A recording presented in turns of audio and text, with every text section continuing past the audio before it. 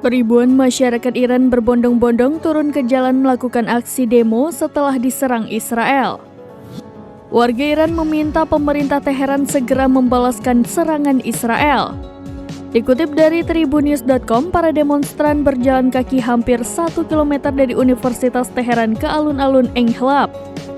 Aksi demo itu dilakukan sembari membawa plakat serta slogan dan spanduk yang menentang Israel dan Amerika Serikat. Mereka turut meneriakkan kalimat dukungan kepada pemerintah pusat agar segera membalas serangan Israel.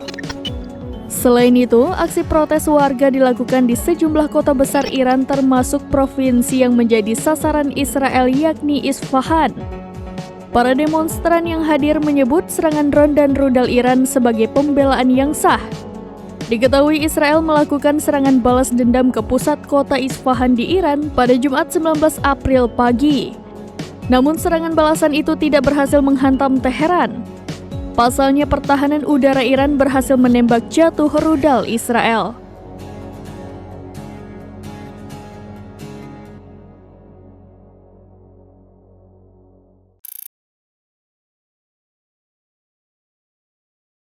Download Tribun X sekarang, menghadirkan lokal menjadi Indonesia.